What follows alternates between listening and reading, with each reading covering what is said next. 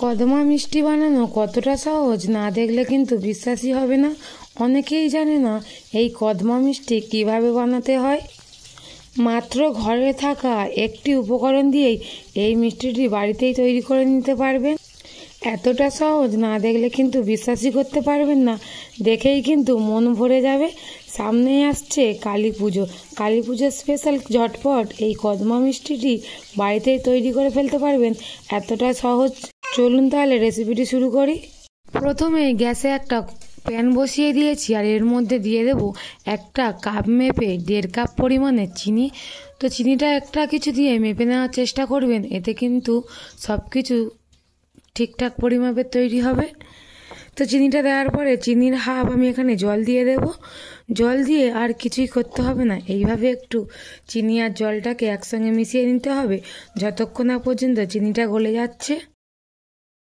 এইভাবেই নাড়তে নাড়তে কিন্তু চিনিটা একদমই গলে গেছে।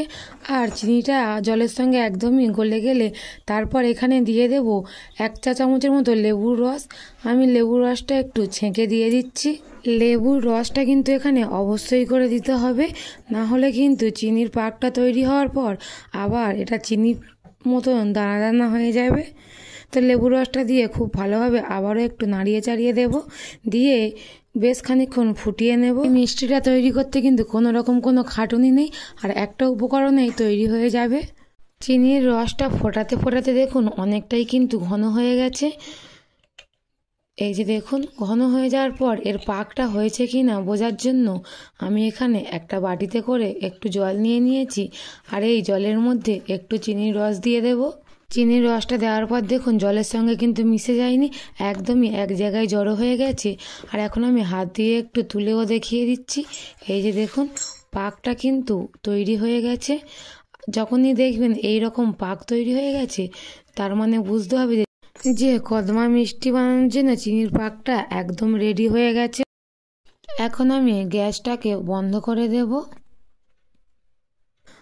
আর এই দিকে একটা স্টিলের থালা নিয়ে নিয়েছি, আর এই থালার মধ্যে অল্প করে একটু ঘি দিয়ে দেব।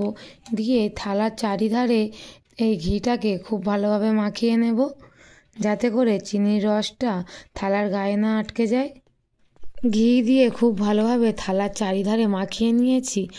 আর এখন এই চিনির রসটা থালার মধ্যে ঢেলে দেব। চিনির রসটা ঢেলে দেওয়ার পর থালাটা একটু ঘুরিয়ে ঘুরিয়ে চারিধারে খেলিয়ে দেব, যাতে করে চিনির রসটা খুব ভালোভাবে একটু ঠান্ডা হয়ে যায়।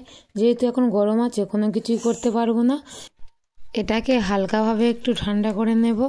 চিনির এই রসটা হালকাভাবে একটু ঠান্ডা করে নিয়েছি, আর এখন কিন্তু অনেকটাই জমে জমে গেছে। এই যে দেখুন একদমই কিন্তু থকথকে হয়ে গেছে। তো আমি চারিধার থেকে খুন্তি দিয়ে এক জায়গায় জড়ো করে নিচ্ছি। এইভাবে জড়ো করতে করতে আরও একটু এটা ঠান্ডা হয়ে যাবে।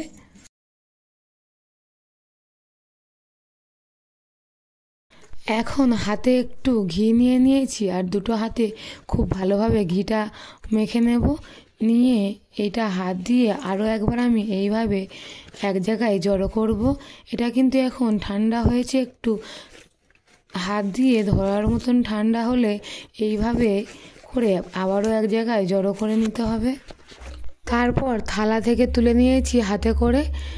এখন এইভাবে একদিক থেকে আরেক দিকে টেনে আবারও এক জায়গায় জড়ো করে দেবো, দিয়ে আবারও এইভাবে টানতে থাকবো। এইরকমভাবে আমি এটাকে করে নেব যতক্ষণ না পর্যন্ত একদম সাদা ভাব চলে আসছে। বেশ খানিকক্ষণ এইভাবে টেনে টেনে নেওয়ার পর দেখুন এটা কিন্তু একদম সাদা হয়ে গেছে, আর কতটা সুন্দর দেখতে লাগছে। তো এটা সাদা হওয়ার পর আমি একটু পাকিয়ে পাকিয়ে নিচ্ছি। এবার এটাকে আমি কেটে নেব। এখানে এই মিষ্টিটা কাটার জন্য আমি কিন্তু কোনো রকম ছুরি ব্যবহার করিনি, একটা এই রকম কড়ের মতো সুতো নিয়ে নিয়েছি। তো এই সুতো দিয়ে আজকের মিষ্টিগুলো আমি কেটে নেব। মিষ্টিগুলো কাটার পর দেখুন কতটা সুন্দর দেখতে লাগছে, দেখেই কিন্তু লোভ লাগবে। আর খুব সহজে এবং তাড়াতাড়ি কিন্তু এই মিষ্টিগুলো কাটা হয়ে যাবে এই সুতোর সাহায্যে।